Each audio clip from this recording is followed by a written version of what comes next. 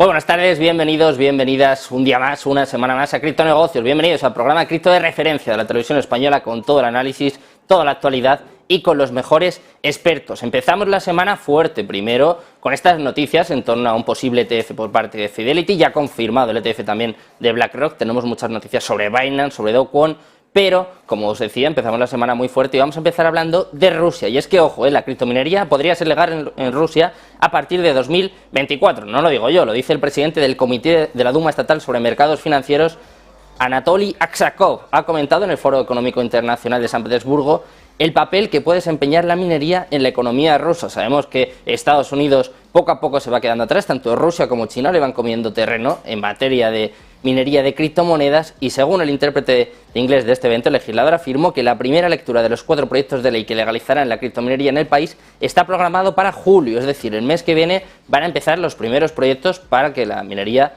de criptomonedas y de Bitcoin en concreto sea legal a partir del próximo año. La Duma del Estado va a aprobar los proyectos de ley que se van a iniciar en los siguientes procesos para que se conviertan en ley. Además de regular la criptominería, los proyectos de ley van a cubrir temas como las regulaciones, los impuestos a los mineros y las sanciones por actividades mineras ilegales. Según el ministro de Finanzas de Rusia, ojo con este dato, los mineros del país generan aproximadamente 4.000 millones en criptomonedas, lo que genera cerca de 1.200 millones de dólares en ganancias. El ministerio también enfatizó el papel cada vez mayor de Rusia en el espacio minero, ya es la segunda, se lo comentamos, cada vez más cerca de Estados Unidos, que todavía sigue siendo la principal potencia de minería en el mundo, y además destacan que produce la segunda potencia minera más grande del mundo. Sin embargo, el baile de las autoridades rusas con las criptomonedas no se trata solo de adopción interna, sino que también están estudiando su uso para el pago de transacciones transfronterizas con el país, que sigue enfrentando sanciones de varias potencias mundiales por su Rusia, por su conflicto con Ucrania. Las autoridades han estado buscando formas de disminuir el impacto en el comercio internacional. También se ha hablado mucho de que puedan llegar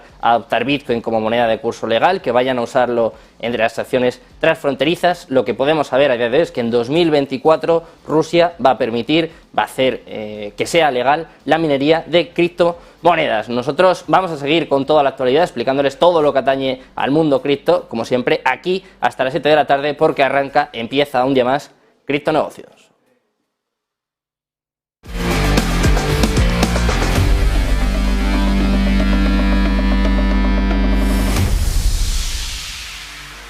Estamos analizando, repasando cómo está el mercado en estos momentos y comenzamos echando un vistazo a Bitcoin. Viene con subidas en la última semana, parece una novedad, pero es que ha subido un 2,75% en la última semana. En las últimas 24 horas también viene en positivo, subiendo ligeramente, un 0,14% arriba hasta los 26.527 dólares. Después de estas semanas de noticias negativas, con la SEC demandando a diestro y siniestro, le ha tocado a Binance, le ha tocado también a Coinbase. El optimismo se disparó el viernes después de este ETF que ya anunció oficialmente BlackRock, que va a lanzar este ETF de Bitcoin al contado. Sería el primero en Estados Unidos, ya hay rumores de que Fidelity va a ser el siguiente, y vemos que está sentando bastante bien el precio de Bitcoin, subiendo un 2,75% en la última semana. Ethereum, en segundo lugar, viene con ligeras caídas en la última semana del 0,59%. En las últimas 24 horas también viene cayendo ligeramente, un 0,32% bajo, hasta los 1.728 dólares. En cuarto lugar tenemos a BNB, fue una de las más golpeadas por todas las demandas por parte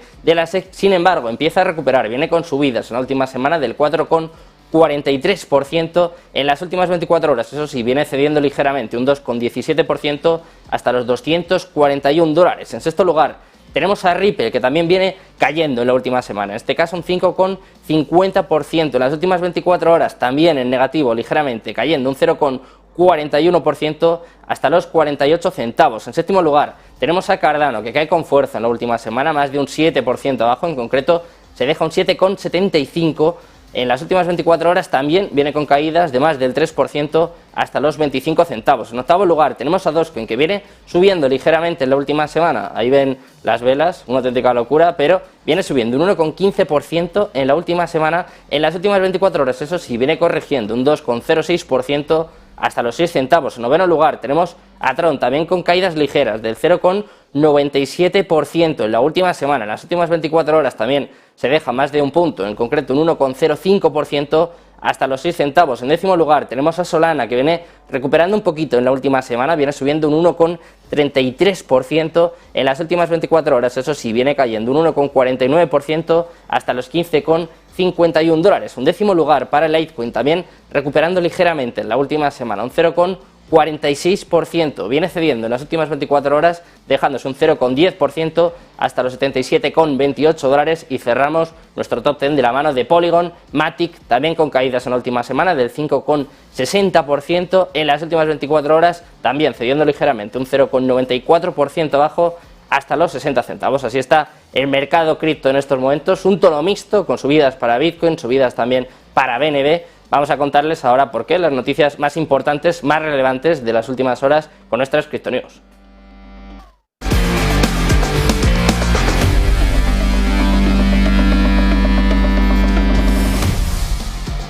Empezamos con una noticia muy importante, lo que podría ser un nuevo sistema de pagos, y en este caso es Venezuela el que está promoviendo una alternativa al SWIFT para aumentar la desdolarización global. La vicepresidenta de Venezuela participó en el 26º Foro Económico Internacional de San Petersburgo y en este evento hizo una llamada a desdolarizar el comercio internacional y a crear plataformas de pagos distintas al SWIFT de los Estados Unidos. La representante de Venezuela cuestionó el por qué en la actualidad el mercado petrolero internacional se maneja en una sola moneda cuando apenas es un quinto de lo que es el comercio internacional de la energía. También señaló como algunos países árabes y africanos, como el caso de Kenia, que puso como ejemplo, han comenzado a vender y a comprar petróleo en una moneda distinta al dólar, destacando que es una muestra de cómo la geopolítica global sigue cambiando y que varios países desean reducir la hegemonía de la moneda estadounidense. Hay que destacar que desde abril hay varios representantes del gobierno de Venezuela ya han declarado sobre esto, y además aseguran que entre los bancos centrales de Venezuela y Rusia están trabajando en una plataforma alternativa al SWIFT. No solo Venezuela, por cierto, está mostrando intenciones de abandonar el dólar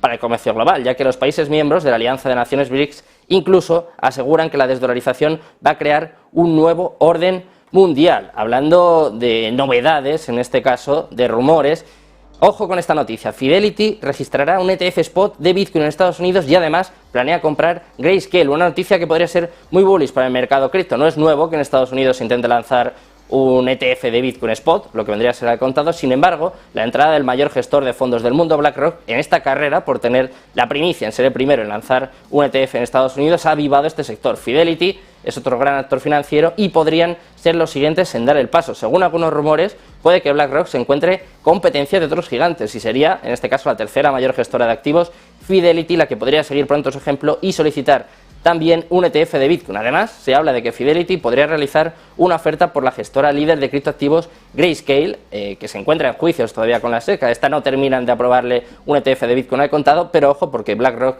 y Fidelity tienen bastante más peso y tienen muchas papeletas para ser las primeras en obtener esta licencia. Por ahora, Fidelity es cierto que no ha lanzado un comunicado oficial, sin embargo, en muchas ocasiones este tipo de rumores terminan confirmándose y por lo menos no deberían ser ignorados, y es por ello que nosotros se lo trasladamos. Tampoco hay que ignorar ni mucho menos esta noticia, y es que Do Kwon, el CEO de Terra, ha sido sentenciado a 4 meses de prisión en Montenegro. El fundador de Terraform Labs, Do Kwon, ha sido sentenciado a 4 meses de prisión en Montenegro tras ser declarado culpable de delitos de falsificación de documentos. Kwon, de nacionalidad surcoreana, fue capturado por la policía montenegrina en el mes de marzo mientras intentaba viajar hacia Dubái con un pasaporte fraudulento. La policía también detuvo a Han Chang-jung, que es el antiguo director financiero de Terraform, y ambos fueron acusados de falsificación de documentos. Según las informaciones, este dúo estaba aportando documentos de viaje belgas y costarricenses falsos. Ambos fueron acusados y han estado entre rejas desde su arresto en el mes de marzo, y recientemente, a inicios de junio, se le permitió salir en libertad bajo un acuerdo de fianza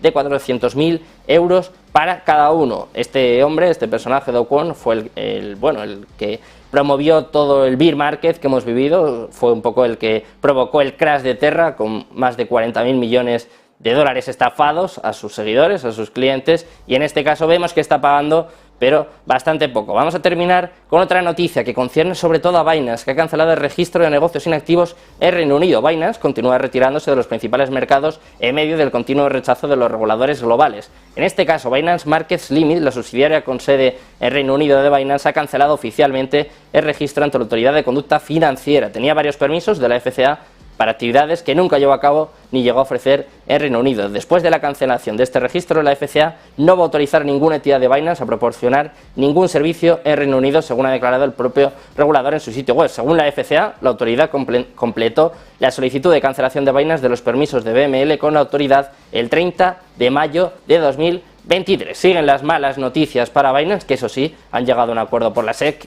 que enseguida vamos a contarles, vamos a explicarles, pero antes vamos con el análisis, vamos a hacer un resumen de todo lo que ha sucedido esta semana, de estas noticias de los ETFs, vamos a ver qué está sucediendo con Bitcoin, con los operadores a corto, a largo plazo, como siempre, con el mejor análisis on-chain aquí en Criptonegocios.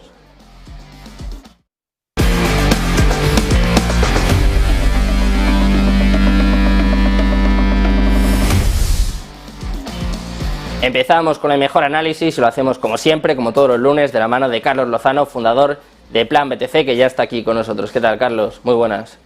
¿Qué tal, Sergio? Muy buenas tardes. Un placer comenzar contigo la semana, una semana que vamos a ver qué nos depara, porque las últimas están siendo bastante movidas con las demandas de la SEC. Ahora estamos viendo un optimismo renovado con estos ETFs de Bitcoin, por lo menos confirmado ya el de BlackRock. Vamos a ver ahora si lo aprueba o no la SEC, pero el balance es de 575-1, así que tiene bastante buena pinta. Vamos a ver qué sucede con Fidelity, con todos estos rumores, y quiero que nos cuentes un poquito el momento actual de Bitcoin o de los Bitcoins que están en los exchanges con respecto a los ciclos anteriores. Un poco, Carlos, que nos contextualices, que nos cuentes cómo están impactando todas estas noticias. Perfecto, pues sí, como bien comentas, todo el tema de ETF al contado puede generar un FOMO institucional bastante importante de aprobarse, porque claro, otras entidades como por ejemplo Grayscale, que es la mayor tenedora de Bitcoins, ya ha sido rechazado en otras ocasiones.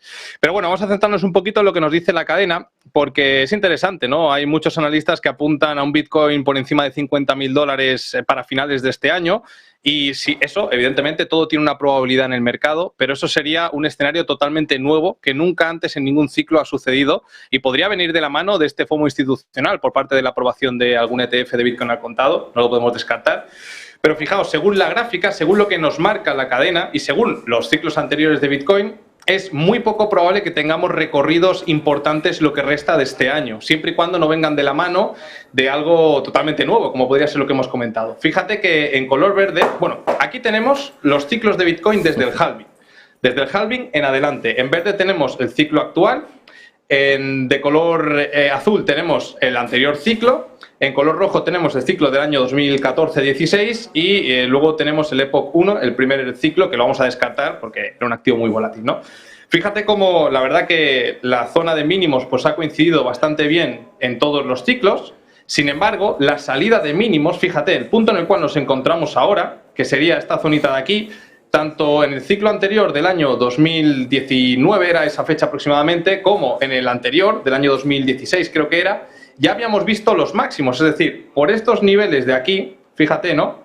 Aproximadamente ya habíamos visto, si entendemos que aquí están los $31.000 en Bitcoin y lo queremos asemejar a etapas anteriores, pues fíjate, podría ser esto los 32.000, esto los 31.000, es decir, según los ciclos anteriores, no podemos descartar ver algún alza adicional por el momento del ciclo en el cual nos encontramos, que llegue a los 31.000 o que incluso lo rompa, pero esos movimientos tan verticales hasta los $50.000, fíjate que en ninguno de los ciclos, de los dos ciclos anteriores, nos ha marcado ese comportamiento de Bitcoin, ¿no? Sino más bien lo que estamos es muy probablemente a las puertas de un último movimiento al alza para iniciar un proceso de letargo bastante importante o movimiento lateral bajista de varios meses, y ahí es donde normalmente las ballenas suelen, la etapa institucional, ¿no? Suelen acumular para cuando llega el halving, que acabamos viendo ese shock en la oferta. Pero ya te digo, en base a los ciclos anteriores, el momento actual puede marcar alguna alza adicional a nivel de los 31.000, 32.000, $33.000, pero es muy complicado, lo que apuntan muchos analistas, llegar a un nivel de 50.000 si no es de la mano de una noticia como la que te has comentado antes. Vamos a ver qué sucede, sobre todo cómo sobrellevan este FOMO de los inversores institucionales, como bien estabas comentando, Carlos, que tienen mucho peso y que además no manipulan como quieren, que es verdad que estas noticias también suelen salir cuando les conviene, pero quiero preguntarte también por los mineros. Empezábamos el programa hablando de Rusia, que posiblemente legalice la criptominería para 2024, pero precisamente ha habido un envío muy importante por parte de los mineros, 3.475 bitcoins, que quiero que nos muestres y que nos expliques un poquito por qué han hecho esto y por qué además lo han lanzado a los exchanges.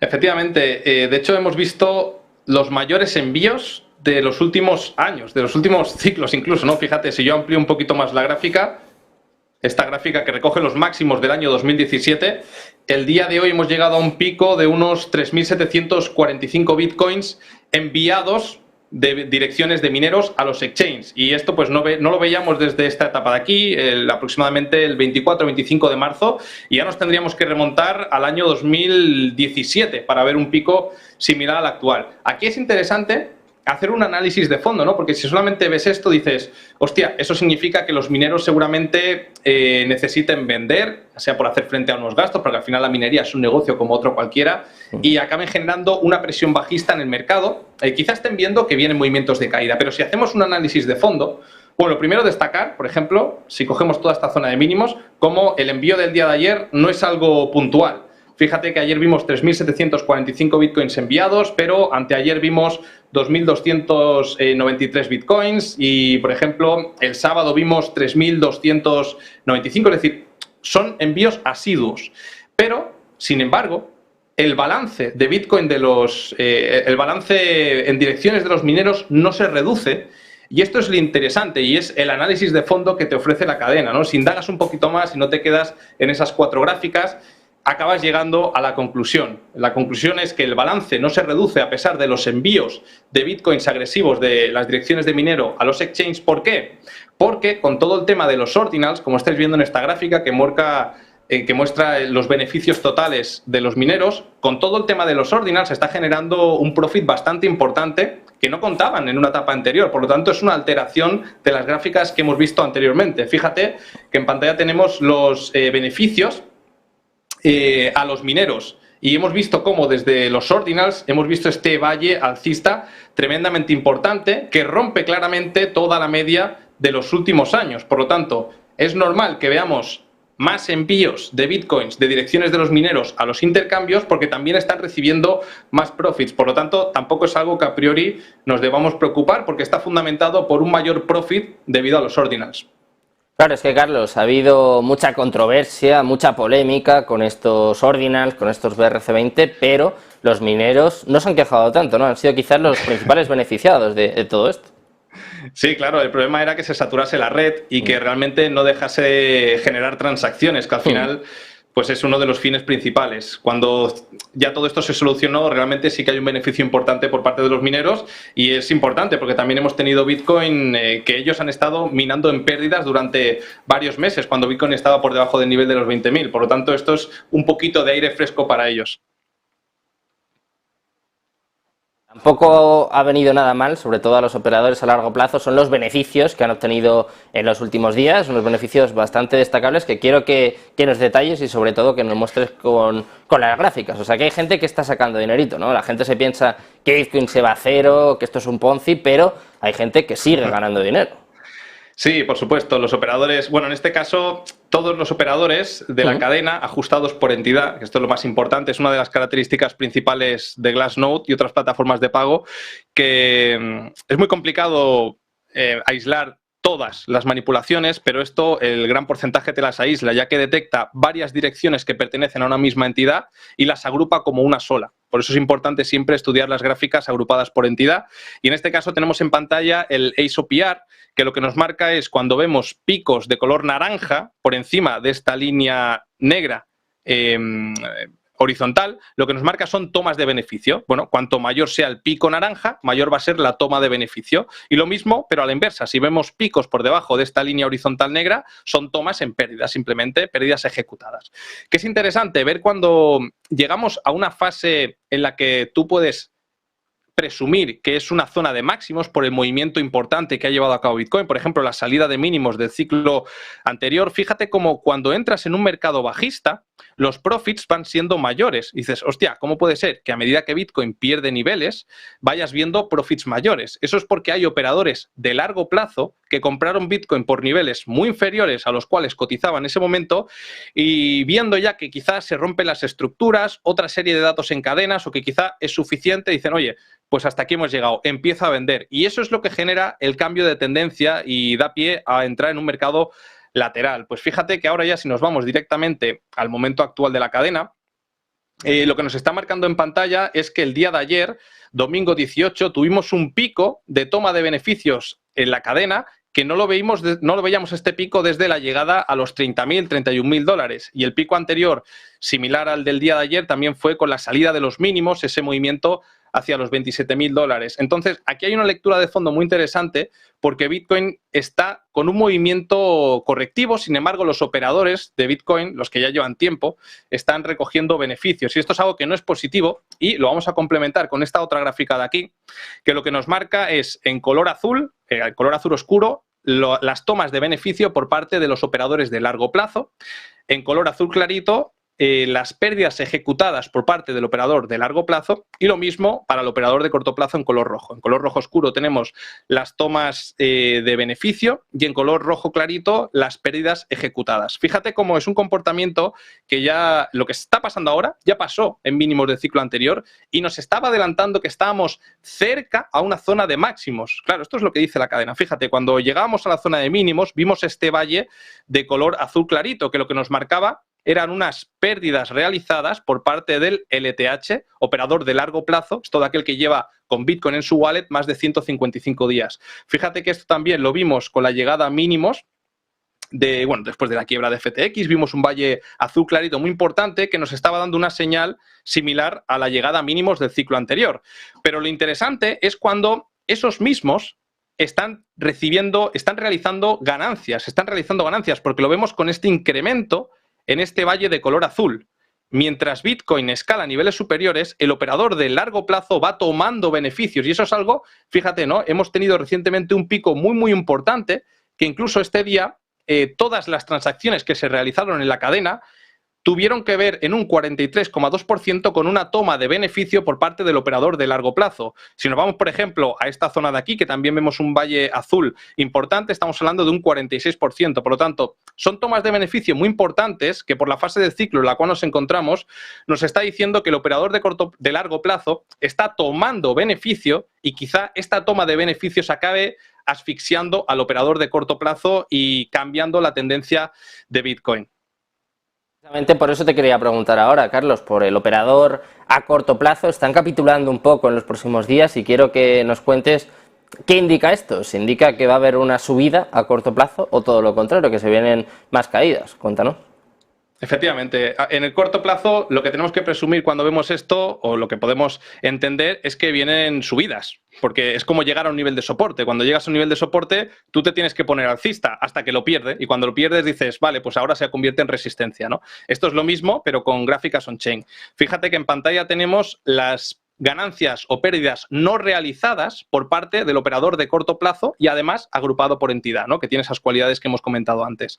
Fíjate como cada vez que Bitcoin tiene un movimiento correctivo severo, como por ejemplo, nos podemos remontar a cualquier etapa alcista, porque ahora estamos en un movimiento alcista desde la salida de mínimos, ¿no? Fíjate como cada valle rojo que hemos visto, cada valle de color rojo, coincide, bueno, cada pestañita, cada mechazo, cada spike de color rojo suele coincidir con una zona de mínimos, como vemos aquí. ¿Ves? Zona de mínimos, aquí también tenemos zona de mínimos. ¿Hasta qué? Hasta que realmente capitula y ahí es cuando se pierde esa zona de soporte y cambia toda la tendencia anterior. Bueno, pues en la salida de mínimos del año 2019 pasó algo muy similar. Rompimos esta zona de resistencia, porque también cuando el operador de corto plazo capitula, también se genera una zona de resistencia hasta que sale al alza. Y cuando empieza a tomar beneficios, pues entramos en este nuevo concepto del mercado en el que el operador de corto plazo empieza a ganar beneficios, empieza a llamar a su primo Pepe, a su primo Paco, que compre Bitcoin. Evidentemente, cuanto mayor sea el recorrido al alza, más veces va a coger el teléfono para llamar a sus primitos y entonces más dinero va a entrar del operador de corto plazo, ¿no? Pero es interesante cómo cuando se vuelve a perder, fíjate aquí que esto fue aproximadamente septiembre del año 2019, cuando se vuelve a perder este soporte, es decir, cuando vemos un valle rojo importante, se rompe ya con la dinámica alcista anterior y entramos en un nuevo escenario más bien lateral correctivo, que es hacia donde yo creo que nos dirigimos en el medio plazo, no te hablo en el corto plazo, ¿no? Ya yendo más al corto plazo, fíjate cómo, por ejemplo, la caída de septiembre del año 2021 también nos dejó alguna pequeña capitulación por parte del operador de corto plazo, que lo vemos reflejado por estos valles de color rojo, pero fue el punto de inflexión para nuevas alzas. Es decir, el soporte fue testeado y se convirtió en soporte hasta que se perdió. Una vez que se perdió, se cambió toda la estructura anterior. Pues estamos en una etapa muy similar. Fíjate que en los mínimos de marzo, creo que sí, marzo, que llegamos a los 20.000, lo que sucedió es que el operador de corto plazo, si ya ampliamos un poquito más, aquí lo que vimos es una pequeña capitulación por este valle de color rojo y realmente esto tiene mucho que ver con la cantidad de las tenencias de Bitcoin del operador de corto plazo que están en pérdidas. Cuando son muy grandes, estamos ante ese momento de mercado. Y recientemente, concretamente el día 14 de enero, hemos visto otro movimiento de capitulación para el operador de corto plazo. Por lo tanto, respetando esta zona de soporte, lo que cabe presumir es que van a venir nuevas alzas. ¿El problema dónde está? El problema está en que realmente acabe perdiendo esta zona de soporte y empiece a capitular de verdad el operador de corto plazo. ¿Cómo lo hace? Simplemente vendiendo de una manera agresiva. Y ya para finalizar, quería traerte esta gráfica que lo que nos marca, también nos habla del comportamiento del operador de corto plazo, y lo que nos marca es el delta. El delta es la diferencia entre la cantidad del supply que tiene el operador de largo plazo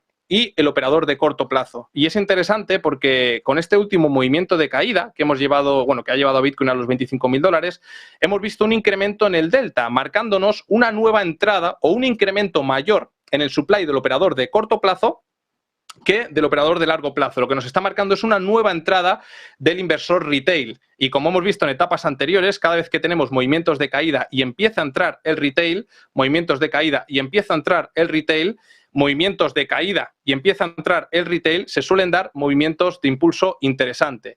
Por lo tanto, estamos en un momento en el que podríamos entender que la cadena nos está diciendo se pueden venir movimientos de rebote que podrían llevarnos a esas cotas de los 28, 30, $32.000. A la vez, si cogemos y lo ponemos respecto a los ciclos anteriores, entenderíamos que esos niveles ya serían zona de máximos. A partir de entonces, ¡pum!, ver un movimiento lateral bajista de varios meses. Pero la primera señal, sin duda alguna, nos la dará esta gráfica que hemos visto antes cuando veamos un claro valle rojo. Entonces, Carlos, para resumir un poquito, para contextualizar a nuestros espectadores, a corto plazo podemos ver un rebote hasta los 28, 29, incluso 31, pero tu opinión no ha cambiado, o sea, sigues siendo un poco pesimista, se podría decir, para este año. ¿Esperas por lo menos pues que estemos en este rango de los 25 a los 30 sin mucho movimiento, que sea incluso lateral bajista para lo que queda de 2023?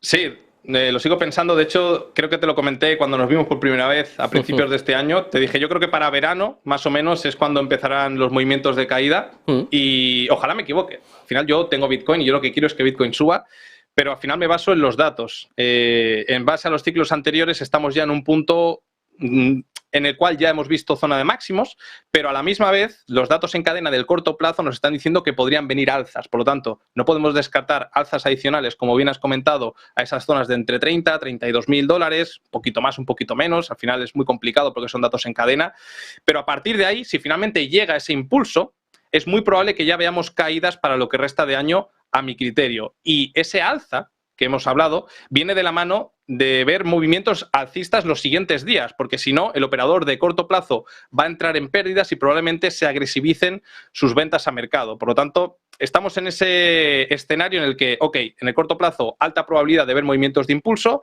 siempre y cuando no sigamos retrocediendo. Es muy importante, bajo mi criterio, que los mínimos que dejamos en Bitcoin hace un par de días no los perdamos. Bueno, pues vamos a ver qué sucede. Estamos en un momento bastante importante para el mercado cripto, también para Bitcoin. Vamos a ver también los fundamentales, estas temidas noticias, sobre todo por parte de la SEC, cómo pueden afectar este juicio con Ripple, que también parece que se va a dirimir muy pronto, y veremos qué incidencia tiene en el precio. Te damos las gracias, Carlos, como siempre, por estar por aquí, por este análisis y sobre todo por explicarnos también en qué momento estamos en el mercado cripto. Un placer, como siempre, Carlos. Muchas gracias. El placer es mío, Sergio. Un fuerte abrazo. Bueno, pues nosotros nos vamos a ir un par de minutitos, unos anuncios, y enseguida volvemos pues con las mejores entrevistas, con los mejores expertos aquí en Criptonegocios.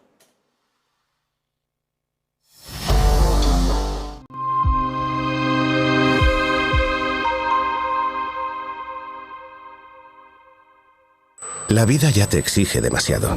¿Y si por una vez te dejas llevar? Ven Ven a Punta Cana con B-Travel y Palladium Hotel Group y vive unas vacaciones de ensueño en todo incluido. Combina diversión, relax y la mejor gastronomía con playas de agua cristalina. Este verano déjate llevar con B-Travel y Palladium Hotel Group.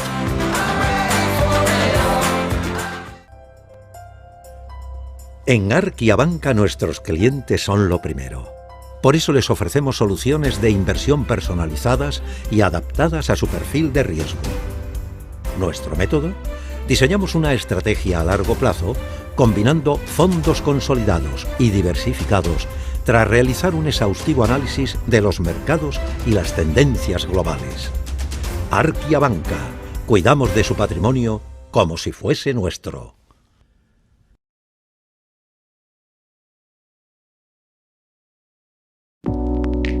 Creemos que la sociedad actual necesita más arte y más color. Le da a la gente la oportunidad de asimilar diferentes perspectivas. Es realmente un placer pintar este cuadro, porque es una hermosa imagen para comenzar. Lo último que pintaremos es el auricular en vez del pendiente. Using a classic and merging it with modern. This is very provoking.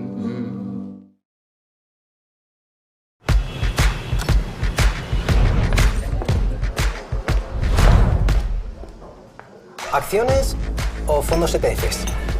Estoy hablando con mi agente de bolsa. ¿Con tu agente de bolsa? Pero eso hoy en día se puede invertir más fácilmente. ¿Ah, sí? ¿Y cómo? Tu hijo tiene razón. Si quieres empezar a invertir, lo mejor es hacerlo con XTB. Gracias por echarme esa mano, Iker. XTB siempre tiene algo para todos. Inversión, análisis y formación. Aquí tengo todo lo necesario para tomar las mejores decisiones financieras. Una cuenta que se abre sin formalidades innecesarias. Ya está. Todo listo. Bienvenido. Así es como debe ser. Y una app intuitiva y fácil de usar. Con solo unos clics. Invertido. Y si quiero aprender, hago un curso online. Yo invierto con XTB. Abres tu cuenta online y tienes acceso a formación, análisis y miles de instrumentos financieros, incluyendo acciones y ETFs sin comisiones. Invertir implica riesgos y puede no ser adecuado para usted.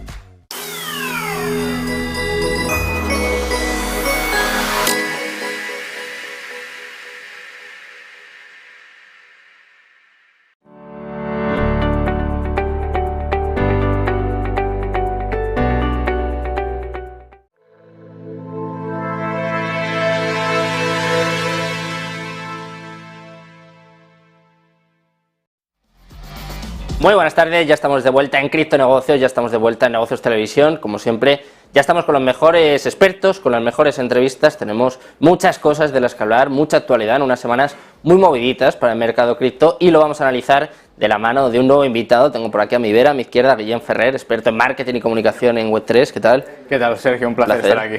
Placer que estés por aquí en una semana, como decía Guillem, muy movidita, con muchas noticias y si te parece vamos a empezar por lo más importante, sobre todo lo que está devolviendo un poco el optimismo al mercado cripto. Son estos ETFs de Bitcoin al contado, lo comentábamos al principio del programa. BlackRock ya ha anunciado oficialmente que lo va a lanzar, hay rumores de que Fidelity, la tercera mayor gestora de activos de Estados Unidos, también se va a sumar. Quiero que me cuentes un poquito, que expliques a los espectadores qué opinión tienes sobre esto y sobre todo si puede cambiar un poco el panorama a corto plazo para el mercado. Siempre un ETF es positivo, al menos en spot, es algo que estamos esperando desde hace tiempo. Hemos visto que creo que fue el año pasado, ya se aprobó el de futuros, pero falta el de spot.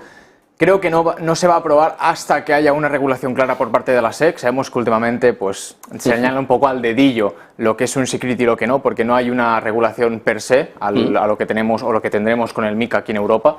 Entonces, que BlackRock, que listos son un rato, podemos decir, creo que va a ser un game changer, sobre todo porque yo creo que tienen información que nosotros a día de hoy no contamos. Que ellos se lancen a lanzar un ETF, creo que es positivo porque significa que está por venir algo de lo cual aún no nos hemos enterado. Sabemos que siempre las noticias nos llegan tarde, sobre todo aquí, al menos en Europa, que primero va de la gente poderosa, luego llega a América y luego posterior nos llega a nosotros. Y lo de Fidelity, de momento, como bien has dicho, es un rumor, pero sabiendo que BlackRock se está moviendo hacia esa dirección, podría ser también bastante cierto, ¿no? El de, oye, vamos a sumarnos nosotros también, que no nos queremos perder la fiesta. A corto plazo es difícil saber si va a afectar de forma positiva o negativa al precio. Simplemente yo creo que lo comentaron ayer los compañeros Bruno, Arnau Forbet y demás, de que va a ser positivo a medio largo, ya que va a entrar mucho más dinero institucional. Al final América es de los países con más capital, y un ETF ahí sería muy positivo para Bitcoin y consecuentemente para todo el mercado. Hablabas un poco, Guillem, de la SEC, la Comisión de Bolsa y Valores de Estados Unidos, que está atacando indiscriminadamente a la industria cripto. ¿Crees que esto puede ser una especie de catalizador? O sea, claro, ya no es Grayscale, ya no es Binance, ya no es Coinbase, es que ahora la apuesta sería por parte de BlackRock, lo comentábamos antes, el balance es 575-1, 575 ETFs aprobados, un 99,8%.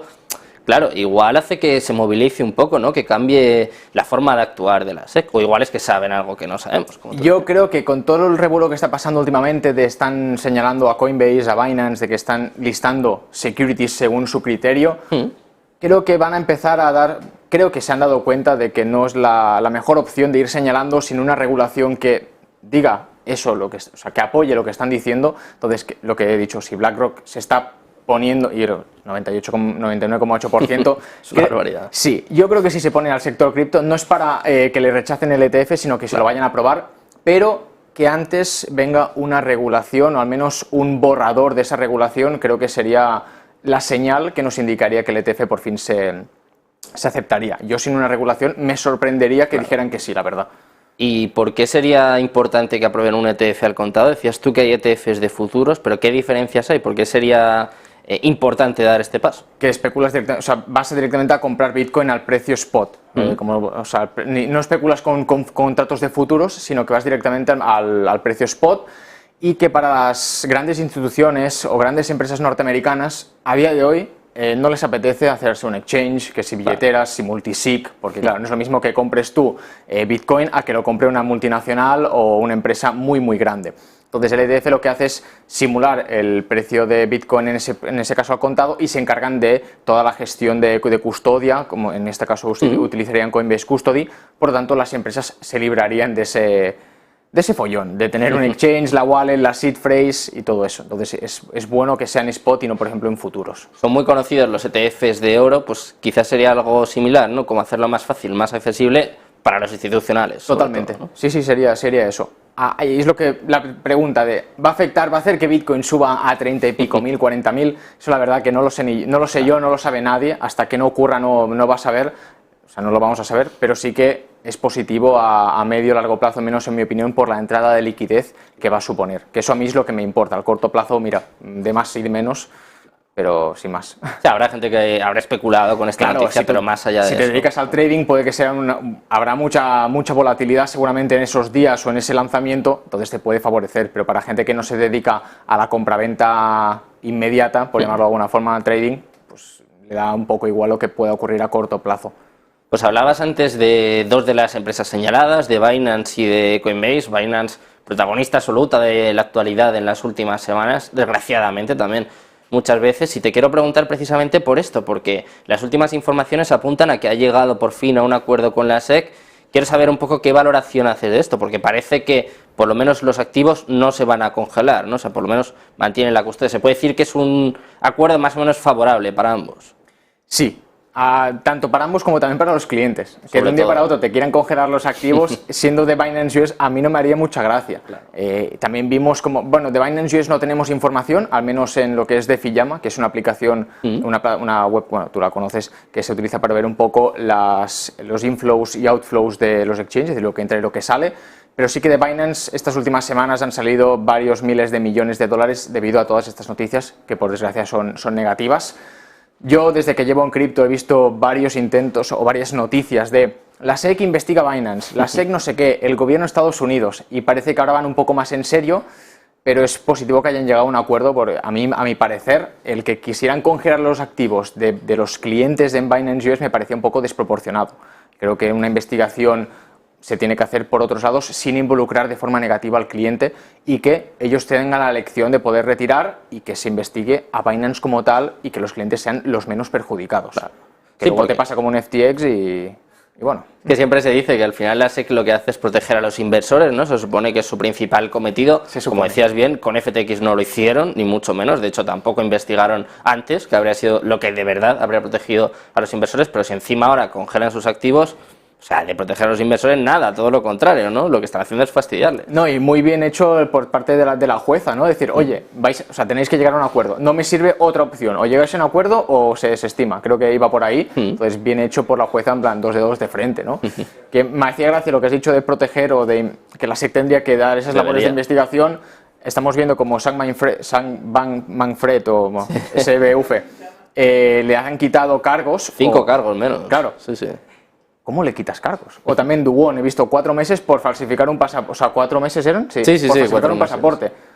Me parece un poco desproporcionado teniendo en cuenta el histórico que tienen. Claro. ¿Qué imagen nos queda?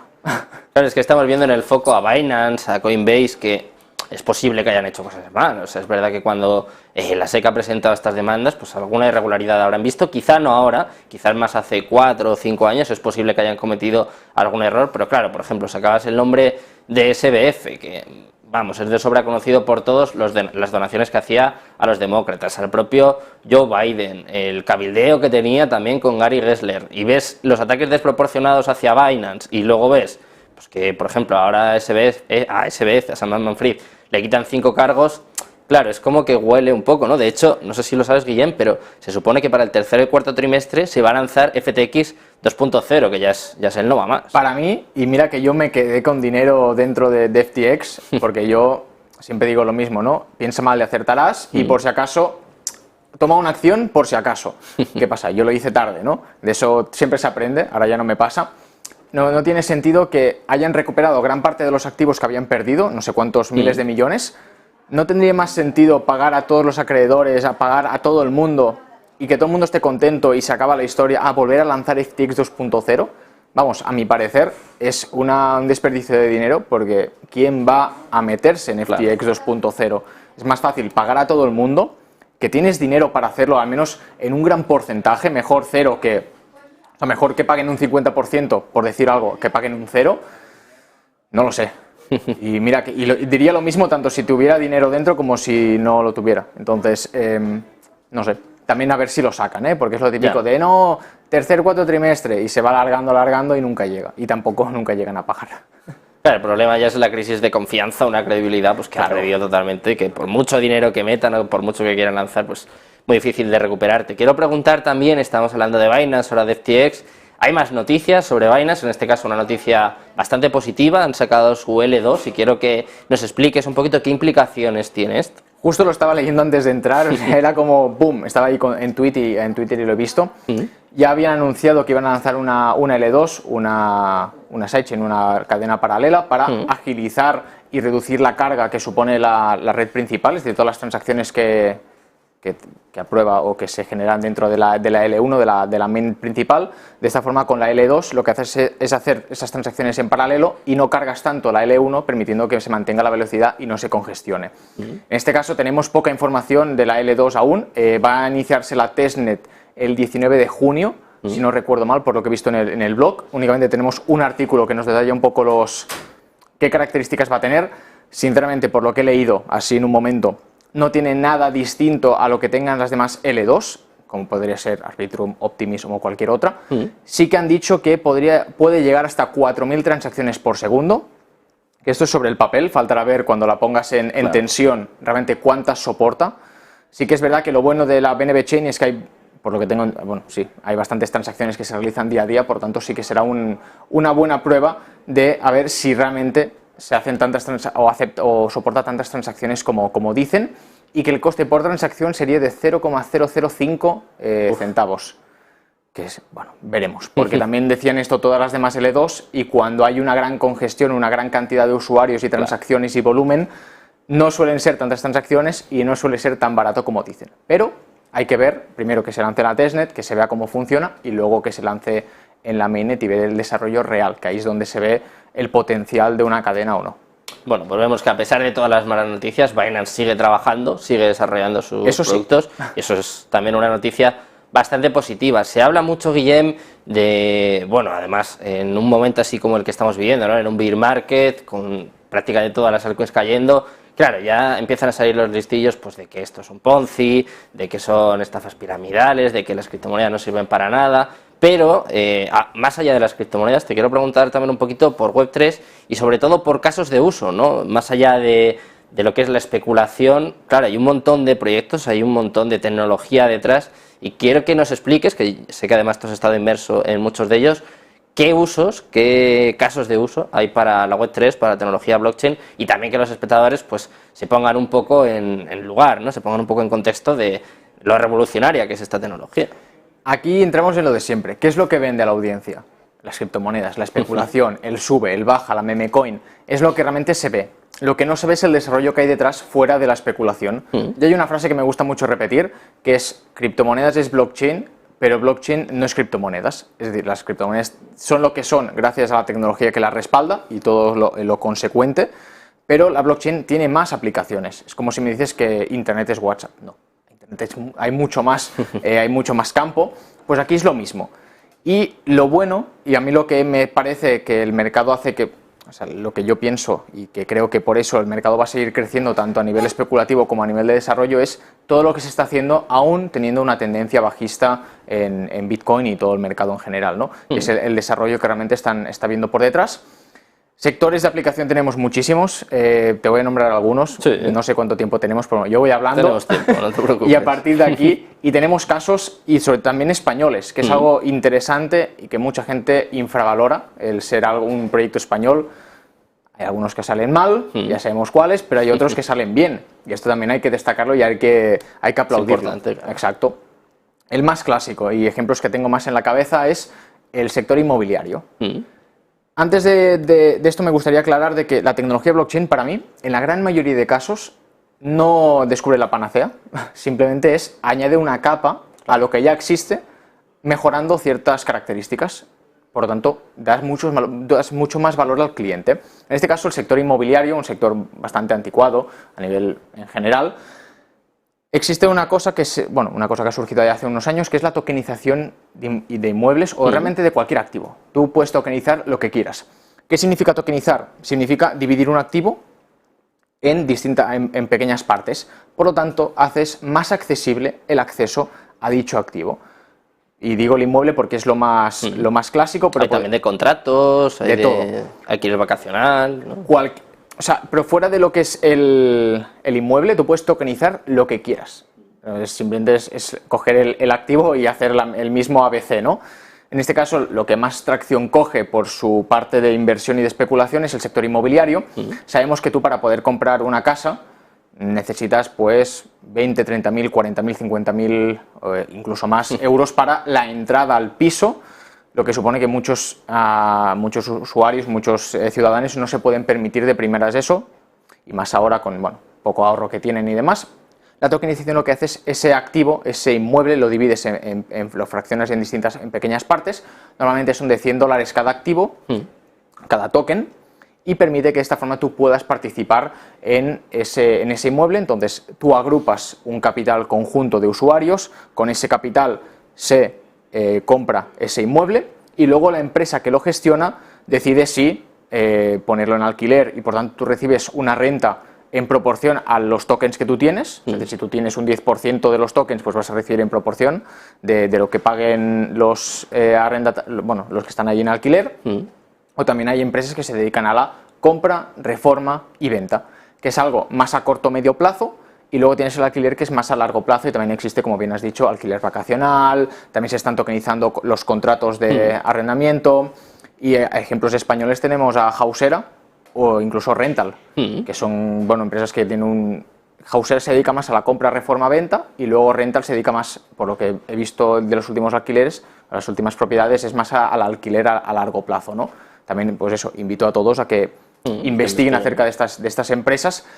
Y esto, dirás, pues realmente ya existía un poco similar con el tema del crowdfunding. Crowdfunding inmobiliario se parece, hay algunas distinciones, pero lo que trae, lo que decimos, la blockchain es la transparencia. Es decir, que las cuentas de esa propiedad o de esa empresa son totalmente públicas y transparentes, por lo tanto tú sabes en todo momento el dinero, hacia dónde va, los usuarios que han depositado, todo.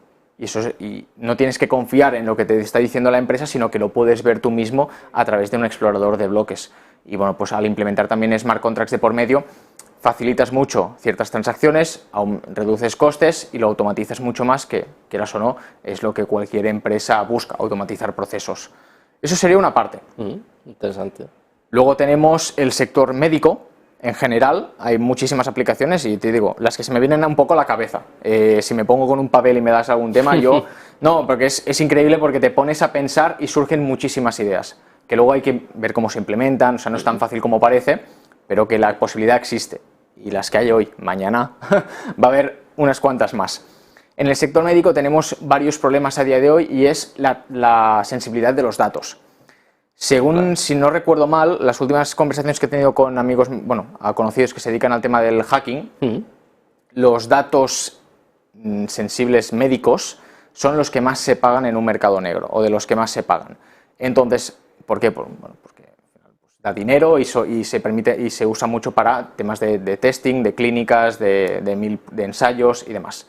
Lo que permite la blockchain, por una parte, todo el tema de medicamentos, todo el tema de suministro de medicamentos, tú puedes verificar conforme esos medicamentos están, o sea, la receta o las características que componen ese medicamento son las correctas, son las que te dicen y no son otras distintas. Es decir, no hay una falsificación o no hay una mala gestión de dicho medicamento. Lo que, bueno, la gente ya sabe, blockchain, totalmente, la gran mayoría de cadenas son transparentes, son públicas, por lo tanto tú puedes trazar toda la cadena de suministros. Siempre y cuando, ya que hay otro reto más, ya no es lo que ocurre en la blockchain, lo que tú registras en la blockchain, sino es quién registra eso en la cadena de bloques, ¿no? Aquí entraríamos en oráculos, en gente externa, terceros que sean objetivos, que no sea la empresa, porque si al final la empresa registra cosas que no son, de nada sirve que le metas en una blockchain, porque lo que vas a meter es información falsa. Entonces ahí, bueno, pues es otro reto, pero existe la posibilidad.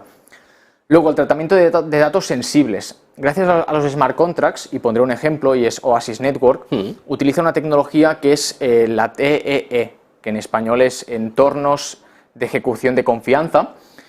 En resumidas cuentas, es que tú la información que proporcionas al smart contract o que almacenas dentro de ese contrato inteligente, información sensible médica, o sea, si tú tienes cáncer, tu tipo de sangre, lo que sea, no tengo, bueno, lo que sea, se codifica, se encripta y por tanto lo que sacan las empresas de ese smart contract es la información que ellos necesitan para hacer estadísticas, para hacer análisis, pero sin mostrar la identidad del usuario. Es decir, la identidad queda totalmente privada, que eso es lo importante. A mí me da igual que tengan información de que yo soy tipo C, no sé ni si existe este tipo de sangre, me lo estoy inventando, mientras que no salga mi nombre. Porque al fin y al cabo, que yo sé de tipo C, tipo A, tipo B, es un número más. Lo que yo no quiero es que sepan que Guillem tiene ese tipo de sangre o esas características, porque luego eso nos puede perjudicar en muchos campos, ¿no? Y eso es lo que permiten, pues, tecnologías como por ejemplo Oasis Network, que ya tiene algunos partners como por ejemplo Genética, para poder tratar de forma más privada la información de sus usuarios para todo el tema del estudio del genoma humano y demás, que no se revele esa privacidad del usuario, pero que se pueda usar esa información para poder hacer los estudios, que al fin y al cabo siempre se va a necesitar, pero bueno, mientras no salga mi nombre, a mí me da igual. Y que además en un futuro, eso ya es un poco más utopía, tú puedas cobrar por tus datos. Claro, al final tú los puedes tokenizar, los puedes poner ahí en la plataforma y que tú estés remunerado como un staking, al fin y al cabo, ¿no? Que tú pones tus monedas, generas un reward porque estás favoreciendo la red, pues lo mismo sería con las empresas. Eso es un poco más utópico, porque claro, si no te están pagando ahora, ¿por qué te van a querer pagar en un futuro? Pero todo es intentarlo. Dentro del sector médico hay alguna más. También hay empresas como Bitfury, que también están haciendo cosas con el tema médico, Chroniclet, Patientori, incluso un ensayo, es un instituto de ensayos clínicos de Estados Unidos. Si la gente busca clinicaltrials.gov blockchain, se están debatiendo de si usar la tecnología blockchain para ensayos clínicos. ¿Por qué? Porque tú en todo momento puedes corroborar a tiempo real cómo están yendo esos ensayos clínicos y los resultados. Por lo que decimos siempre, evitar falsamientos. que es lo que más soluciona la blockchain a día de hoy en términos generales, ¿no? Esa falta de confianza, ya sea con el sistema financiero, ya sea con el sistema médico, con cualquier sistema, porque tú no ves lo que están haciendo. Pero si tú puedes verlo, no estás confiando en una persona, estás confiando en números, estás confiando en matemáticas, en información en cadena.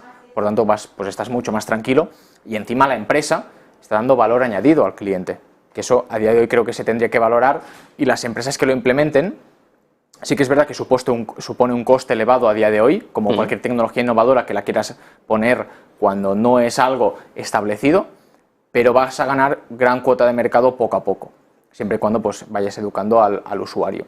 Y fíjate que todo esto, y hago un poco un paréntesis porque mucha gente se piensa que cualquier aplicación tiene que tener un token, ¿no? O sea, no que, hace falta, ¿no? Claro, Ethereum, LTH, Binance, BNB, no hace falta.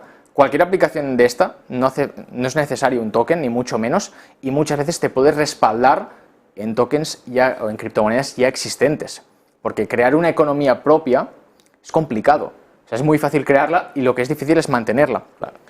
Es mucho más fácil que te apoyes en sistemas ya creados y que consigas financiación de otra manera, porque al fin y al cabo cuando tú quieres levantar un token de la noche a la mañana, y te lo digo por experiencia que me he encontrado miles de casos y seguro que tú también, de empresas que de la nada quieren lanzar un token sin un producto o un servicio validado, ahí viene el problema. Claro, es por financiación, porque te estás financiando al 0% de equity, o sea, no estás dando nada de la empresa, te estoy dando tokens y luego me financio y sigo teniendo el 100% de la empresa.